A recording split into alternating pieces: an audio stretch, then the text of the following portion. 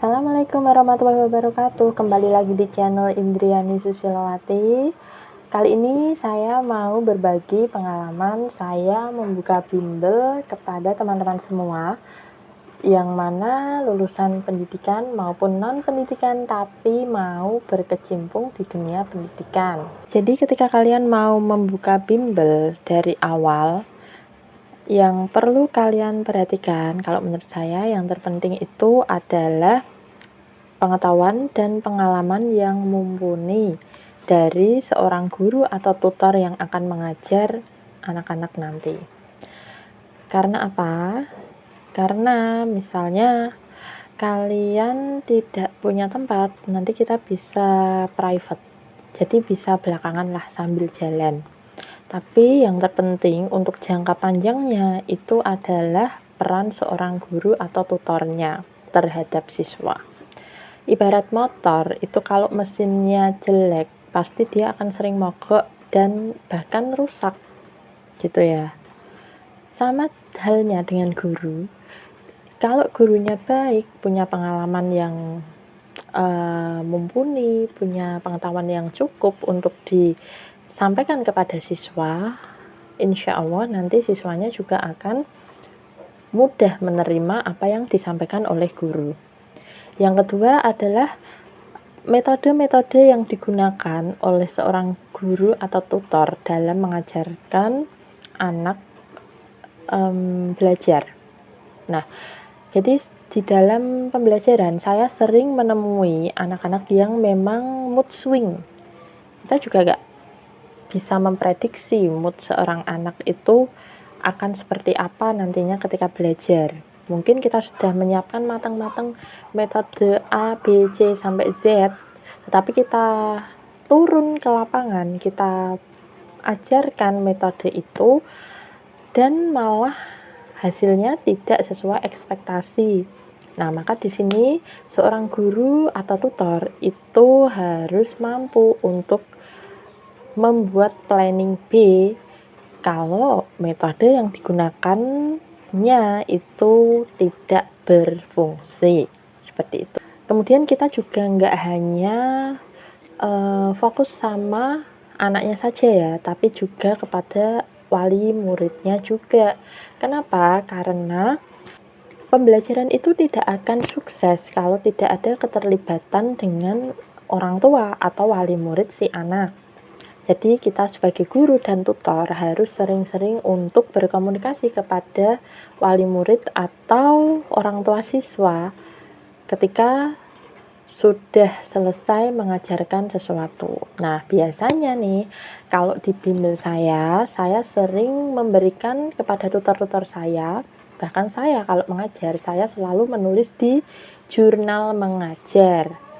Jadi di situ nanti kalian bisa tulis apa yang kalian ajarkan hari ini, kalian tulis, kemudian misalkan ada not atau catatan untuk si anak, bisa kalian tuliskan. Oke, ini aku kasih contoh jurnal mengajar tutor di bimbel aku. Di situ jadi ada kolom materi atau pelajaran, bisa kalian isi tentang pelajaran yang kalian ajarkan. Kemudian ada tanda tangan tutor dan tanda tangan orang tua untuk mengetahui bahwa orang tua memang sudah membaca kegiatan belajar anak hari ini. Misalnya pelajaran hafalan ya, hafalan misalnya masih kurang jelas, misalnya Quran surat Al-Ikhlas ayat 3 masih sering terbolak-balik. Bisa kalian tulis di situ sebagai catatan untuk orang tua. Oh, berarti anak saya ini kurangnya di sini. Jadi nanti orang tua bisa bekerja sama dengan tutor untuk suksesnya pembelajaran. Tuh, modal awal membuka bimbel menurut saya itu tidak cukup penting, tapi kalau kalian sudah ada modal untuk membuka kelas atau tempat sendiri, boleh silakan kalian buka sebuah tempat yang khusus dipergunakan untuk pembelajaran. Jadi sistemnya nanti kelompok gitu. Dan kalaupun kelompok, alangkah baiknya memang harus dibatasi, misalnya satu kelompok itu terdiri dari 4-5 orang maksimal. Karena kalau terlalu banyak juga akan kurang efektif di pembelajarannya.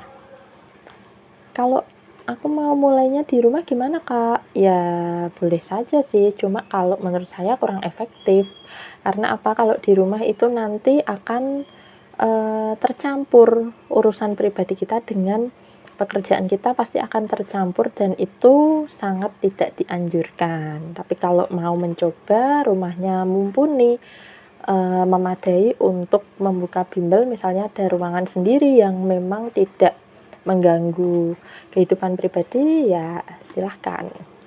Selanjutnya adalah sering-sering memposting kegiatan belajar di sosial media. Misalnya, keunggulan dari bimbel kita itu apa sih? Kok harus anak-anak itu daftar ke bimbel kita?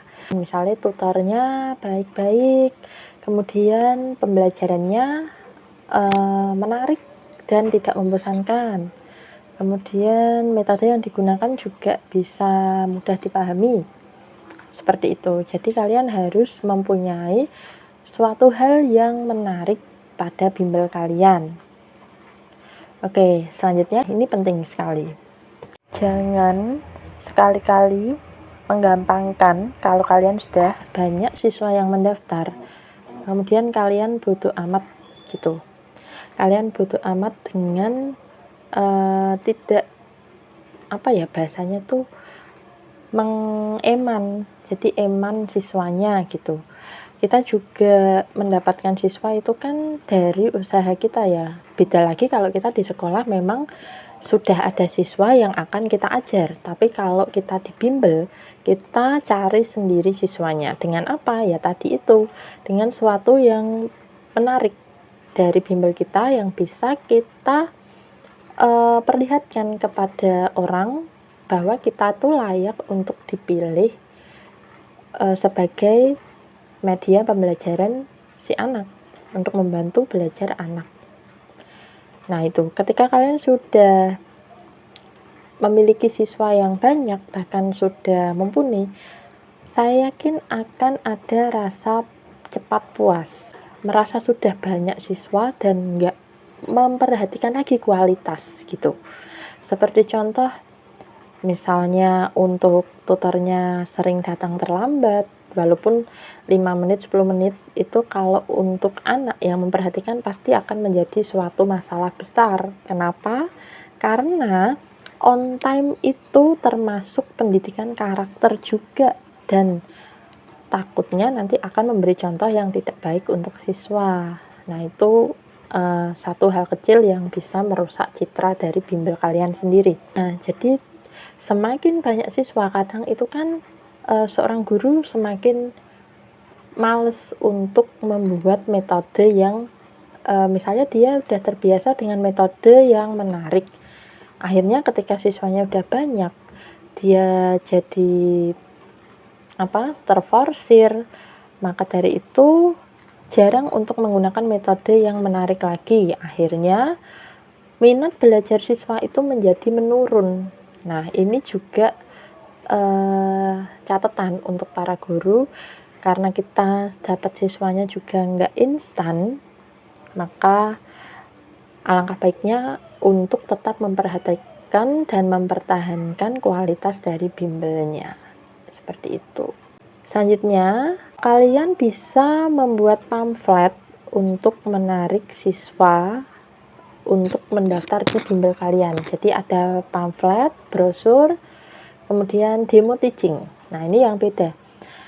Demo teaching ini saya dapat pengalaman ini dari sebuah lembaga pendidikan bahasa Inggris, salah satu di Kudus. Saya sangat berterima kasih atas pengalaman ini, dan memang ini berhasil sekali untuk menarik siswa untuk daftar ke bimbel kita.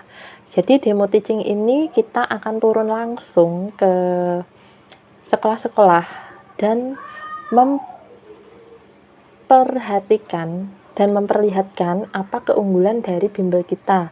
Kita bisa mengajak siswa itu untuk misalnya berhitung cepat, untuk menghafal cepat. Jadi siswa itu tahu secara langsung dan membuat siswa tertarik untuk ikut ke bimbel kita, gitu. Kalau masalah tempat bimbingan belajar itu kurang penting kalau bagi saya, karena bisa jadi kalau kita belum punya tempat, bisa dengan cara private door to door. Jadi itu aja sih yang bisa aku sampaikan ke kakak-kakak semua. Tetap semangat, mengajar itu nggak harus di sekolah kok. Jadi siapa tahu rezeki kalian memang di usaha kalian sendiri. Karena di Al-Quran kan sudah tertulis ya bahwa Allah itu tidak akan merubah suatu nasib hambanya, melainkan dengan usahanya sendiri. Jadi tetap semangat di lulusan pendidikan. Semoga kita diberikan kelancaran dalam usaha dan ilmu kita bermanfaat bagi nusa dan bangsa serta masyarakat yang membutuhkan. Oke, saya kira sampai sini dulu tips membuka bimbel dari nol. Lain kali saya akan bercerita pengalaman saya dan lika-liku perjalanan saya membuka bimbel Zaki Course. Jangan lupa like, comment, dan subscribe channel saya kalau ini bermanfaat bagi kalian. Terima kasih yang sudah nonton. Semoga kita selalu dilapangkan hatinya, dilancarkan rezekinya, sehat selalu, dan sukses dimanapun kita berada. Oke, wassalamualaikum warahmatullahi wabarakatuh.